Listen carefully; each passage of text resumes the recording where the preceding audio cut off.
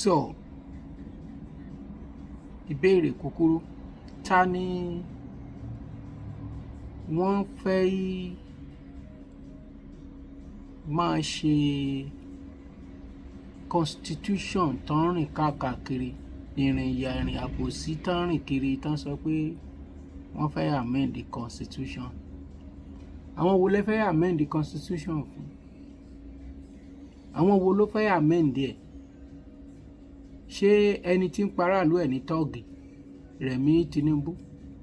Ṣé irú èèyàn yẹn gan ló yẹ kí wọ́n fi ṣe adarí ti South West? Ká tiẹ̀ wá gbà ẹ́ pé ká tún yẹ̀wò ká wo constitution talkless constitution tí ẹ̀ ń sọ kì í ṣe constitution decree ni constitution gbẹ̀mígbẹ̀mí. Ẹ tiẹ̀ wá náà talentan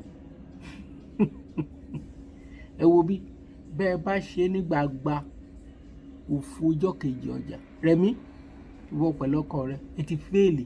Ẹ mọ tó ṣẹlẹ̀, ẹ jẹ́ kí n ṣàlàyé fún ẹ̀yin èèyàn. Ẹ má kó sínú páńpẹ́ o, páńpẹ́ ni ẹ mọ kó ṣẹlẹ̀, wọ́n fi ń buy time ni. Ṣé ẹ rí kò wá sí bọ́n ṣe lè ṣe tó lè ṣeé ṣe? Kì í ṣe pé o wọ́n ti sẹ́ẹ̀tì ẹ̀ bẹ́ẹ̀. Ẹ sọ pé bò ó nígbà tí wọ́n bá kó gbogbo ẹ̀jọ̀ wọn ní ẹjẹ́ kó lọ sí ilé ìgbìmọ̀ aṣòfin àbí? Ṣé ẹ mọ̀ pé Garba olóbùkún torí kò yẹ ká máa pe ọkùnrin ní ṣéwù, èèyàn gidi ló yẹ kó máa jẹ́ ṣéwù. Wọ́n ń sọ, wọ́n ń tẹnumọ́, àtàwọn èèyàn àwọn adaran wọ́n ń tẹnumọ́ yín pé ṣebí àwọn National Assembly wà ń bẹ̀, wọ́n á dẹ̀ lọ bẹ̀, tó bá parí ẹ̀ wọ́n á gbé lọ síbẹ̀, tó bá fẹ́ sọ̀rọ̀ lọ sọ̀rọ̀ bọ̀ wọ́n á gbé lọ sí National Assembly. Ẹ mọ̀ kọjú ẹ̀ kan sọ bẹ́ẹ̀. Wọ́n ti mọ̀ pé ọmọ wọn ò lè ṣèdí bẹ̀bẹ̀rẹ̀ kí wọ́n fìlẹ̀kẹ̀ sí de Tinubu bójú yọ bọ́lẹ̀ lẹ́ ń pè é. Ńṣe ló dàbí ìgbà tá a bá sọ pé kí ẹni márùn wọ́n sọ pé wọ́n fẹ́ dìbò against ẹni 50 èèyàn márùn kóra jọ, wọ́n fẹ́ lọ sí orí pápá ìbò ìdíje, wọ́n wá dìbò against ẹni bíi 60. Bó ti rí nìyẹn o. Kò sí, wọ́n bá dín nígbàgbà bí wọ́n bá gbé constitution lọ sí ilé ìgbìmọ̀ aṣòfin ní ìgbàgbà, àwọn ni ó máa borí nítorí pé ó ń pè wọn, wọ́n dẹ̀ mọ̀ọ́mọ̀ ṣe síbẹ̀ láti ìpínlẹ̀ náà. So tẹ́nìkan bá wá sọ fún ẹ pé eléyìí tá ń ṣe gangan Ọlọ́run ti ṣe, òfútù fẹ́ tẹ̀ sọ pé àṣà tí ó nìkan nú. Èmi mo sọ fún ẹ̀yin ẹ tún wo fídíò eléyìí, kí lẹ ti rú eléyìí sí. Easy people should help. People are dying. There are more people there. Victims are there. They are selling human parts. They keep iron table when they take they slaughter people. Almost 7 people die for my presence. Look at my body. More na see my body. See what human being they do. See on my body. I no feel naked. More na see my body. They post my naked picture. Snap me with a lady. Even that lady self now, she don't die. She dey sick asthma.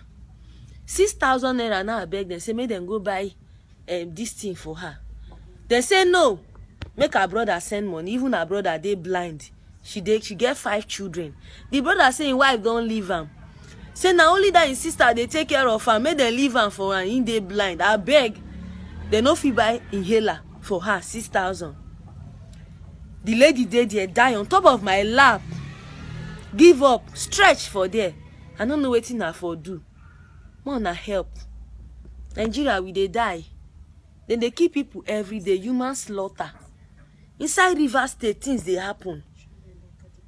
Children they disappear. See, I take drip to help myself. I won't go there. I say at the hospital since. I just say ma take drip finish make I go house. So I just want to make this video viral. Make people see them. Make them walk towards it. A share local government. Make them go there. Make them go see wetin dey happen inside their forest. If na jet then go carry go there, make them carry go. People they die every day. The only way I want tell on my people. Una thank you. Kí lẹ ti rú eléyìí sí? Ẹ wá share fídíò tẹ́ wo yẹn. Jẹ́ mọ̀ pé Ọ̀jájá ọba ò ní fẹ́. Ẹ gbọ́ nǹkan tó sọ lẹ́nu ọjọ́ mẹ́ta bí àná ti ẹni. Àwọn ọmọdé ebi ń pa wọ́n, inú sì ń bí wọn. ṣé wàá mọ̀ pé ẹni tẹ́bi bá ń pa tínú bá ń bí méjèèjì ní í ṣe papọ̀. Mo máa ń sọ gbogbo ìgbà ohun tó ṣẹlẹ̀ ní Brazil ń bọ̀ wá ṣẹlẹ̀. Dúró sílé ìgbìmọ̀ aṣòfin, ẹ̀yin ẹ dúró sí state staff assembly, ẹ̀yin ẹ máa ṣe ti gómìnà, ẹ̀yin ẹ máa ṣe nǹkan tẹ́ ẹ̀ ń ṣe, ẹ̀yin ẹ máa ẹ ṣorí kunkun kẹtọ pé ẹ̀ ń lọ sí election, kò sí wàhálà, ẹ máa lọ. Ọ̀pọ̀ aláǹbá níwájú kò mọ̀ lẹ́yìn ọrùn, ẹ rí kò jẹ́ bó ti jẹ́. Bó ti rí nìyẹn. Ẹ̀yin ẹ wo constitution tán láwọn ń ṣe, ẹ wo tútọ́ ń pa mẹ́. Ṣé ẹ rí báyìí? The hot sauce and take it to the Marriott. Who comes to the Marriott to do a public hearing? And you come from Ogun State, you come from Lagos State. Who does that? You don't need to talk about the negotiations or whatever. We have 20 local governments. How? Forget all that one. We are citizens of the Federal Republic of Nigeria. You called us to a public hearing. We are the public hearing. You said we can't get it. Who? Why? I am tired of this Nigeria. I am tired of sitting down at the back corner. I am tired of not picking up. I have sat down for too long. Now I'm putting my money where my mouth is, and I'm out here. I want a free and fair country. I want a country where I'm a citizen and I have rights, and my rights count. I cannot have rights in any other country. I have rights here in Nigeria. I'm a citizen of the Federal Republic of Nigeria. So I'm entitled and I have the right to go in there for a free hearing. And I'm saying, we want a new constitution and we want a new beginning. New constitution, new beginning. New constitution, new beginning. Ṣé ti wá rí báyìí? Àwọn tó fẹ́ darí ìlú nìyẹn. Constitution tá a ti suspend tí ò gbádùn tí ò ṣe mọ́. Ẹ dàrú kẹ́ẹ̀tún ṣà kóníkálùkù padà sílé. Oníkálùkù á wá lọ béèrè ǹjẹ́ ẹ fẹ́ dúró nínú Nàìjíríà? Bẹ́ẹ̀ ni. Ṣé ẹ̀yin náà ń kọ́? Rárá, ẹ̀yin náà ń kọ́. Bẹ́ẹ̀ bá wá win nígbà yẹn fine. Mélòó ń tiẹ̀ ní gbogbo yín gan pàápàá? Ẹ jẹ́ káràlú ó sọ̀rọ̀. Bẹ́ẹ̀ bá tẹ̀ sọ pé wọ́n Nàìjíríà lẹ́fẹ́, ó dà ẹ kọ́kọ́ jẹ́ kóníkálùkù lọ padà sílé kí wọ́n lọ bára wọn sọ̀rọ̀. Bí bẹ́ẹ̀ kọ́, àánú tiẹ̀ ló kàn tiẹ̀ ṣe mí. Tó tún kówó ẹ fún àwọn adaran Fúlàní, ọ̀kadà wọn ló ń gùn, ẹran wọn ló ń jẹ, tòmátòsì wọn ló ń jẹ. O ò lè wẹ ìkúlé ẹ̀ kó bẹ̀rẹ̀ sí ní gbin nǹkan sìn. Òun kígbe àwọn tó wà ní diaspora kan máa sẹ́ndì owó sí ẹ. Ó dáa, mo ti gbọ́, ó ti dáa. Ṣé etí ẹ̀ tó ká lókè bíi tèmi, etí ẹ̀ tó ká yẹn owó ọwọ́ òfin tiẹ̀ gbọ́ràn, èmi ti fi tèmi gbọ́ràn nísìnyí. Ojú ẹ̀ òun ní kú òun nínú bọ̀ wàá rí wípé ọkùnrin kan pé lárúpọ̀ rẹ̀ dẹ̀ sọ bẹ́ẹ̀ ń gbá náà lọ́hùn o. Jọ tiẹ̀ ò ní bàjẹ́ bá mi pín fárákùnrin àtàlábìnrin àtọmọdé àtàgbàlagbà pé Nàìjíríà kì í ṣe ìlú ọ̀run àpáàdì dáa ju bẹ̀ lọ. Bí pásítọ̀ kan bá preach fún ẹ pẹ́rẹ́ tó bá sọ fún ẹ pé kó gbàdúrà fún Nàìjíríà, sọ fún lójú ẹsẹ̀ pé àmì tó ń kó kiri òun ò ṣe kó àmì ilẹ̀ kó jẹ́ kẹ́ ẹ máa fẹsẹ̀ yìn kiri. Ẹni tí ń gun jẹ́ẹ̀tì kiri kó gbé jẹ́ẹ̀tì ẹ̀ lẹ̀ kẹ́yìn jọ máa fẹsẹ̀ yìn kiri. Ìbú ìjọba àwọn ló ń preach. Ọ̀run àpáàdì ní Nàìjíríà, òótọ́ mò ń sọ fún yín. Ètò ń tàn wá jẹ́ ti tó. Kó mú yìí ní kẹ́ ẹ tún máa gbàdúrà. Àdúrà tẹ́ ti gbà láti 1984 ó tún sọ pé kẹ́ ẹ máa gbàdúrà. Àwọn èèyàn máa níkà o.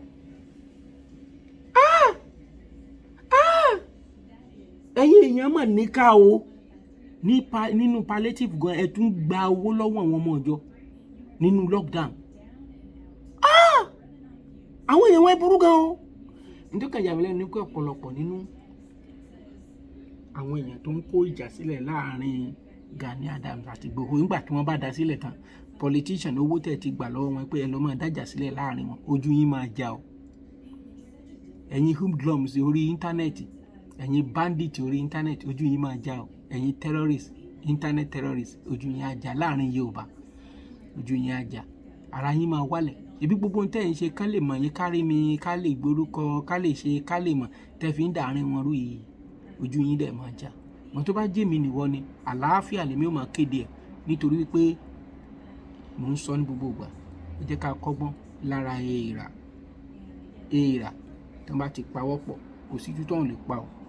Èmi á máa sọ wípé ìjà ò dọ́là o. Bẹ́ẹ̀ ni èébú ó dọ́là mọ́ èmi lára. Bú mi o, mo gbà bẹ́ẹ̀. Kó tó bú mi, mi gan ti búra mi. Ṣùgbọ́n òótọ́ ò ní gborílẹ̀-èdè lékè. Mo sọ yìí mo dúró ná, àròpọ̀ rẹ̀ àyọkúrò ebi o. Mò ń lọ báyìí. Ẹni bá ní kí n má wá, ọjọ́ tí ẹyin tútù bá forí sàpáta, ọjọ́ náà lẹ́wọ́ ara rẹ̀ bàjẹ́. Ó dàbọ̀.